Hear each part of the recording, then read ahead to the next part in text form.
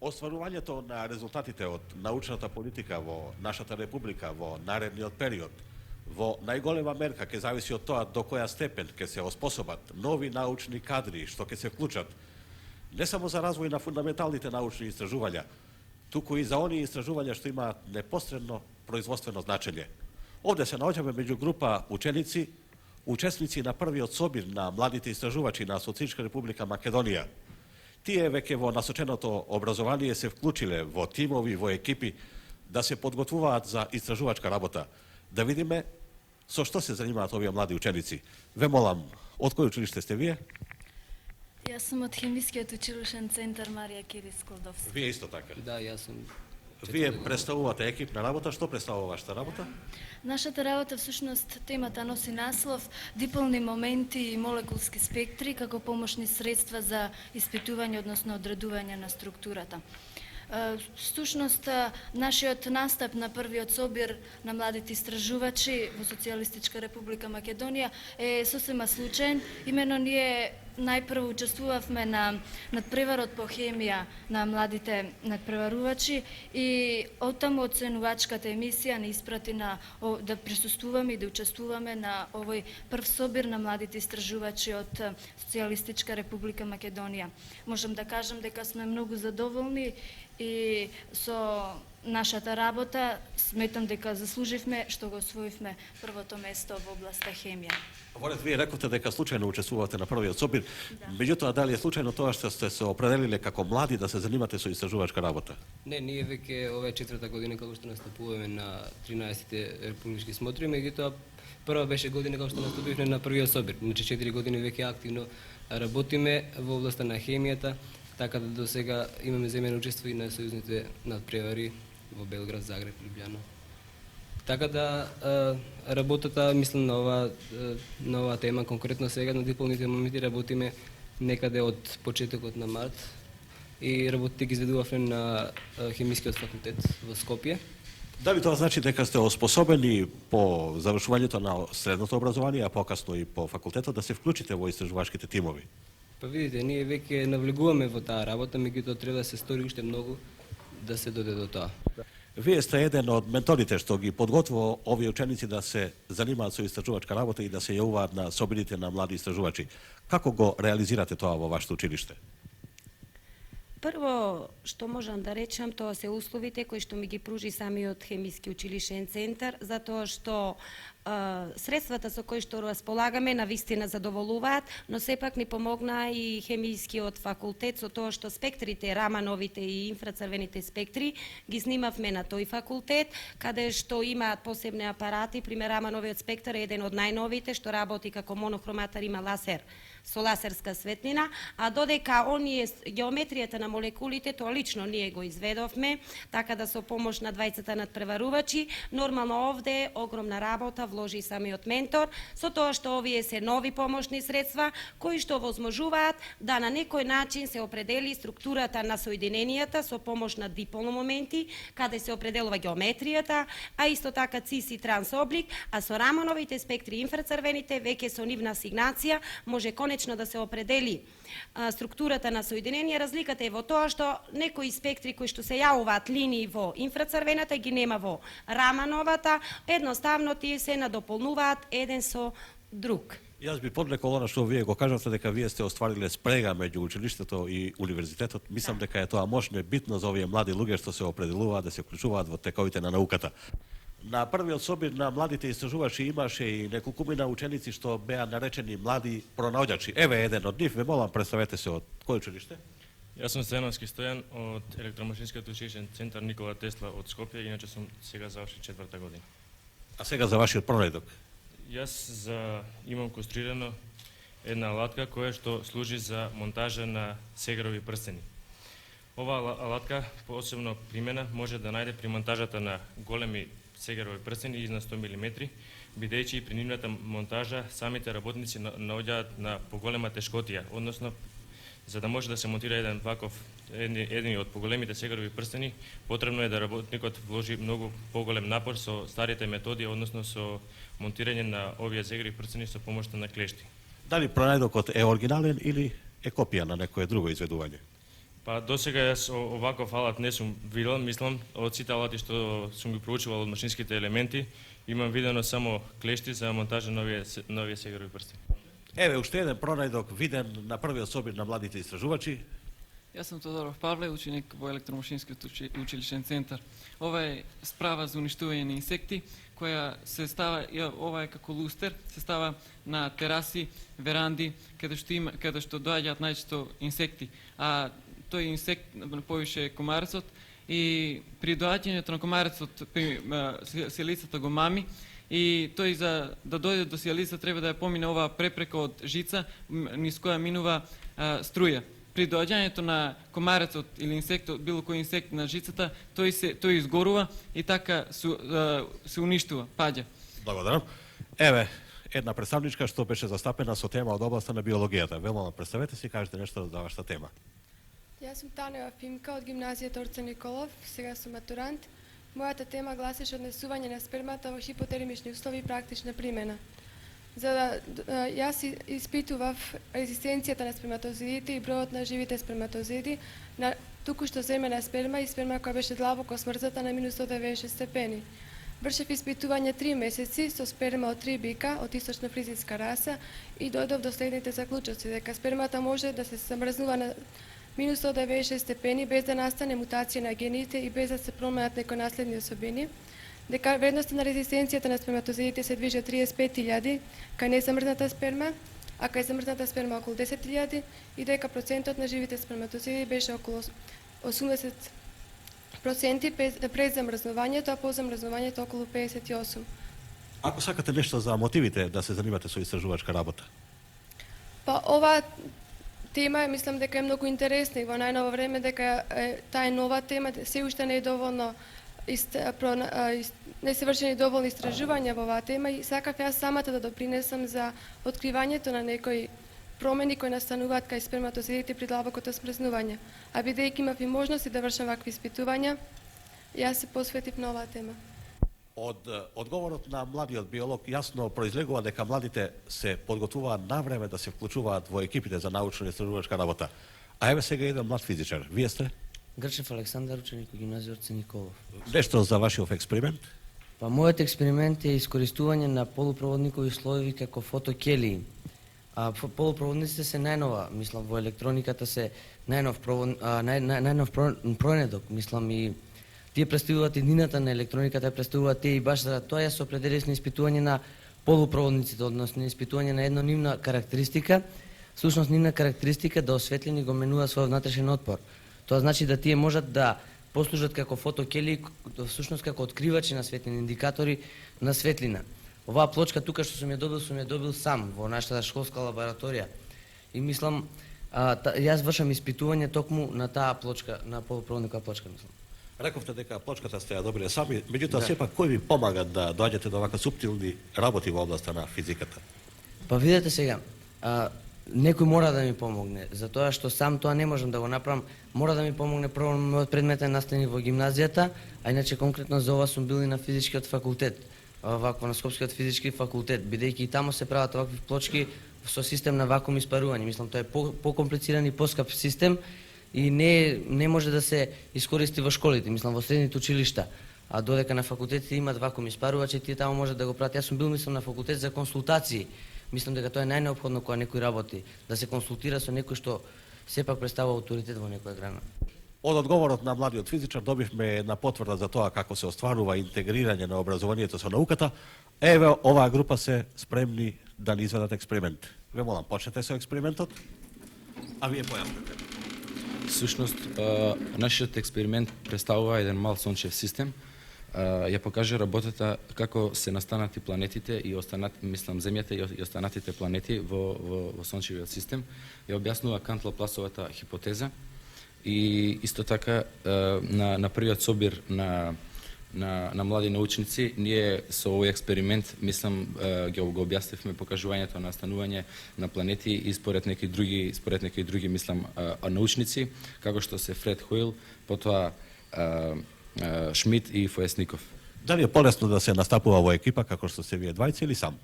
Па секако дека полесно е да се настапува во екипа затоа што задолженијата се поделени и исто и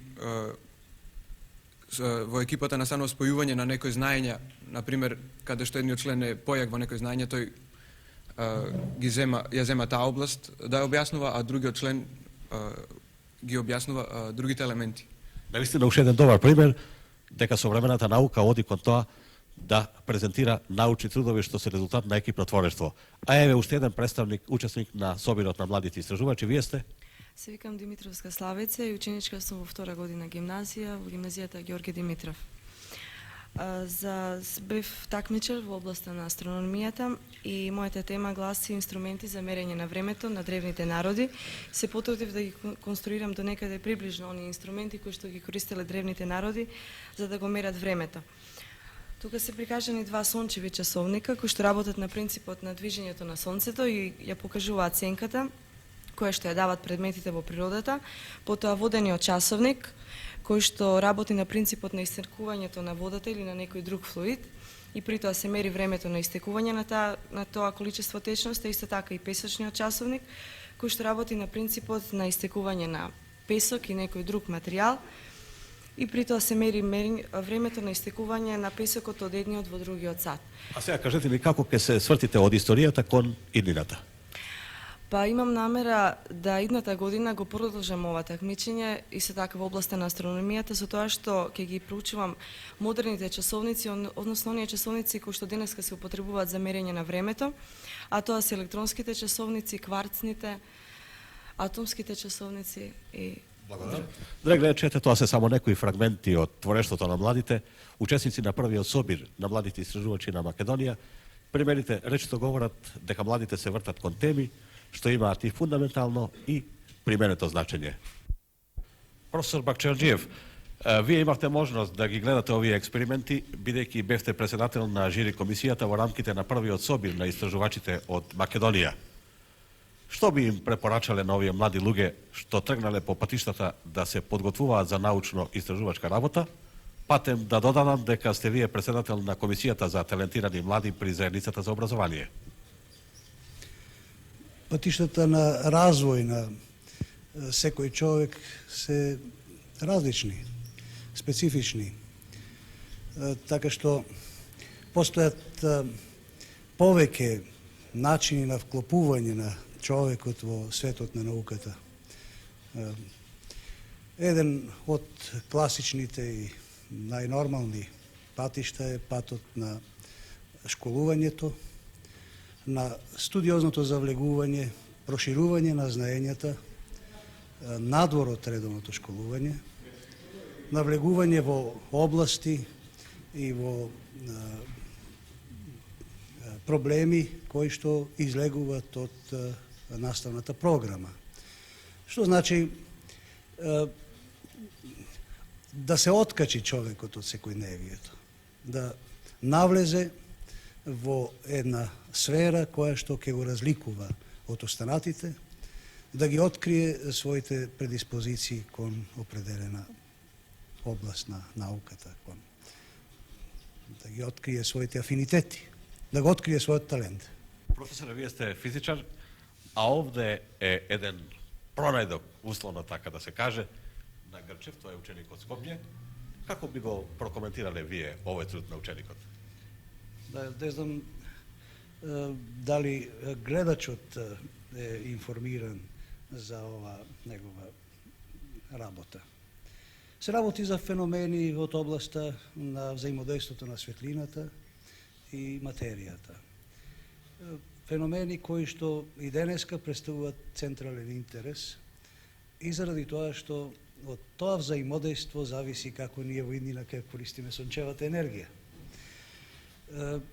Ето, нашиот млад соработник дошол на идејата да испитува еден тип на полупроводник и да ги испитува неговите електрични и оптички својства. И самото тоа што тој веќе истражува нешто е добро. А сега да го замолиме него да ви постави едно прашање. Од прашање мислам од која област? Професорот е физичар, вие се занимате со физика. Дали барате некој совет, некоја сугестија за вашиот натамошен развој како талент? Па видите, јас би поставил едно прашање карактеристично баш за овој експеримент. Овој експеримент се состои во внатрешна фотоосетливост, така. А јас читав дека иднината на сончевите мотори, односно на добивање на енергија од сонцето, вакво може да се вакво очекува и од полупроводниците кои елементи, затоа што тие се осетливи на надворешен фотоефект. Мислам, дали би јас можел да спремам некоја вакво таков тип на вакво полупроводник и како би можел да неговите својства ги испитувам?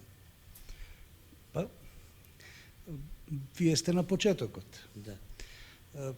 Мислам да ќе биде потребно едно малку постудиозно навлегување во теоријата и во експериментот на фотопојавите. Во која мера е овде кај вас цинк? Не, ова е оловен, видите, ова е оловен сулфит, а тачно со цинк сулфит се добиваат цинк сулфит. Ето видите, тие феномени на внатрешниот фотоефект се доста разработени. Во светот се разработени системи, фотоелектрични системи, кои што со доста релативно висок коефициент на полезно дејство ја искористуваат сончевата енергија. За да се оди понатаму, ќе треба да се совлада она што е познато. Значи да се совладат основните принципи и во основа да се создаде еден енциклопедиски поглед на она што денеска постои. Само така ќе можете поуспешно да одите понатаму. Меѓутоа, за да се навлезе во една проблематика, треба еднаш да се почне. И добро е што вие почнувате на ваков начин. Во нашата република веќе неколку години е инаугуриран еден мощно интересен систем за откривање, стимулирање и развивање на млади талентирани луѓе. Тоа е мощно добар пат да добиеме научен подмладок.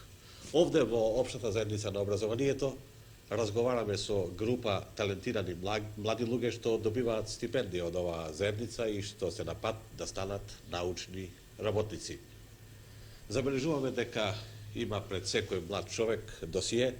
Сушност тоа се признанија низ степенот на образованието и на универзитетот и слободните активности, што потврдуваат дека тие се талентирани во областа на математиката, физиката, хемијата, биологијата, општествените науки и така натаму. Впрочем, да разговараме со нив и да дознаеме повеќе нешто што ги мотивирало да се определат за истражувачка работа, да се развиваат како таленти во науката.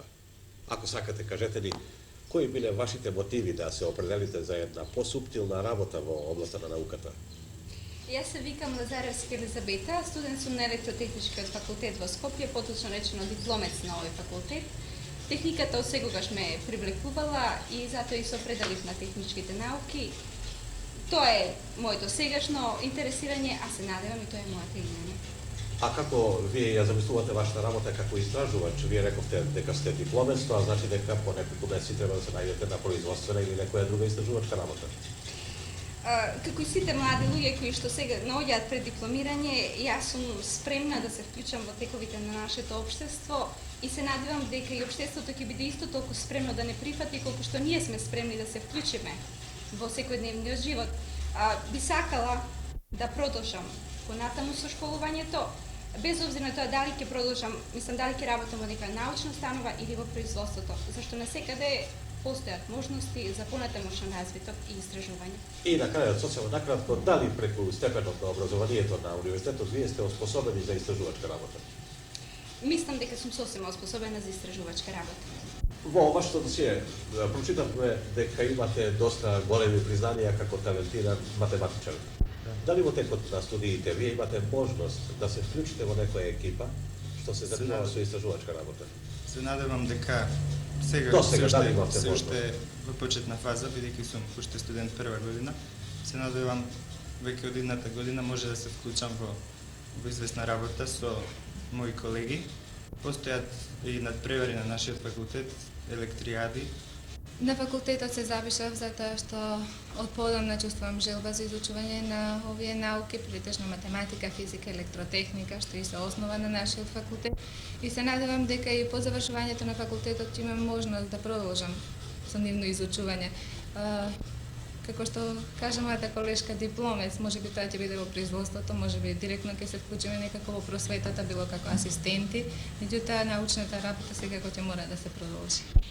Моите први чекори во научно-истражувачката работа ги почнав уште во гимназијата Орце Николов со помошта на моите професори по биологија, а со помошта исто така и на организацијата на Народна техника, кои овозможија еден таков вид надпревар да човекот се вклучи со своите способности или поделни интереси, а јас го имав тој интерес кон биологија. Секако дека тоа моје усмерување беше уште од тука, од гимназијата, па да се заврши запишувањето на медицинскиот факултет. Ве молам, дали тој интерес на медицинскиот факултет продолжи? Не мислам во сферата на студиите, туку и во сферата на истражувањата. Секако, ние на нашиот факултет имаме стручен клуб, академик доктор Димитар Арсов, кој ни овозможува со нашите стручни трудови, ако имаме желба и ако сме заинтересирани, да се вклучиме во научно-истражувачката работа со својот скромен прилог и тука да се вклучиме во работата. Јас имав 2 стручни труда по предметот патофизиологија. Стипендијата ја примам како стимул за понатамошна работа и истовремено како една голема обврска за докажување во понатамошната работа. Инаку имам посебна љубов спрема математиката и во текот на досегашното школување сум учествувал на повеќе надпревари, каде што сум освоил награди и признанија. Исто така сум учествувал во работата на математичката школа, каде што сум ги продлабочувал знањата од оваа област. Ова емисија и ја посветуваме на науката, би рекол на најважниот аспект за развојот на научно-истражувачката работа во нашата република, за тоа како се подготвуваме кадровски да се приспособиме за натамошен подем на научниот прогрес. Другар Василевски, овој разговор со професор Џунов, со вас и со група талентирани млади, ние го водиме во Општата заедница на образованието, вие сте заменик секретар на заедницата.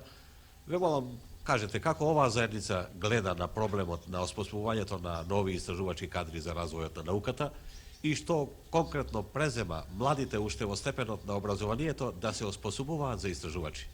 Општата заедница на образованието во изминатиот период посебно внимание му посветуваше на откривањето и стимулирањето на талентите.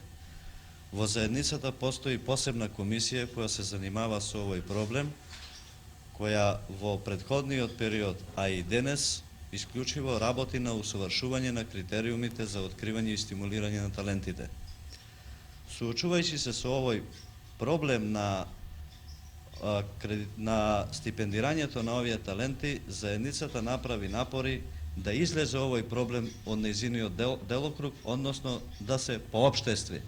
Низ емисијата, како што забележавте, ние поголемо внимание им дадовме на младите. Им дадовме шанса да се искажат тие, нивните преокупации за развој со истражувачката работа, меѓутоа и нивните теми и дилеми. Една од дилемите е дали ќе можат, по завршените студии, да се вклучат во истражувачките тимови.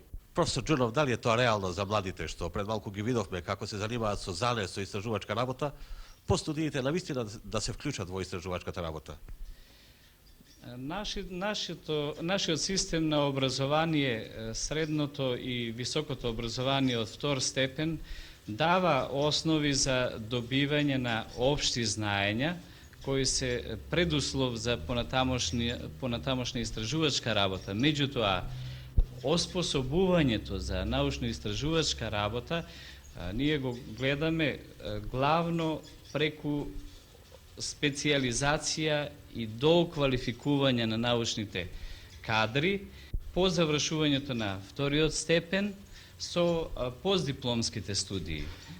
Посебно заедницата за научни дејности посветува внимание и преку обезбедување на материјални средства за кандидатите за постдипломски студии со доделување на стипендии за постдипломски студии, плаќање на уписнината, потоа материјалните трошоци за изработка на магистерски и докторски трудови. Други проблеми постојат во поглед на решавањето на другите материјални проблеми на младите, како што е обезбедување на станови, вработување во соодветни институции, што е посебно значајно, бидејќи многу од нив, иако се со голем елан во текот на образованието се посветуваат на избирање на како свое занимање научно-истражувачката работа, од овие причини немаат можност да стартуваат во научно-истражувачката Јас ви работа. благодарам, мислам дека е може добро што тоа го кажавте пред оваа група на талентирани млади кои, како што се кажа, веќе имаат афинитет да се определат за посуптилна истражувачка работа. Меѓутоа, за да добиеме поцелосна слика за состојбите на науката, јас би го запрашал другарот Василевски. Колку вашата заедница за образование доделува стипендии за талентирани млади? Видите, заедницата во 76 година стипендираше околу 115 ученици и студенти, а во 77 година тој број е зголемен за некаде 50 корисници. Имено во ова учебна година заедницата стипендира околу 160 ученици и студенти, кои што комисијата ги предложи и им даде можност да бидат тие, да добијат третман на талентирани млади луѓе. Кажете ни, зошто кај нас се уште нема појави од овие талентирани млади луѓе, наместо да добиваат стипендија од заедницата за образование, да добиваат стипендија од некоја организација на дружен труд, која понепосредно би се грижила за нивните афинитети, нивниот развој и напредок, со цел да се вклучат во нивните истражувачки тимови и да го напредуваат производството. Па видите, стопанството, оно на одреден начин издваја средства за ова дејност и смета дека, бидејќи заедницата е место каде што се врши слободната размена на трудот и од тука да се обезбедуваат средствата за стимулирање на младите луѓе. Инаку, во стопанството, во секој случај, има можност младите луѓе да се вклучат, особено во поголемите работни организации каде што има служби за развој. Сега кажете ни каква е грижата на заедницата, овие талентирани млади од како ќе го завршат студирањето, да најдат соодветно работно место пред се како истражувачи, бидејќи се талентирани. Заедницата води грижа за овие млади луѓе и во договорните односи со заедницата регулирани се така да тие понатака по нивното завршување останат во Републиката и се вклучат или во високообразовните организации како подмладок или во научните институции. Благодарам.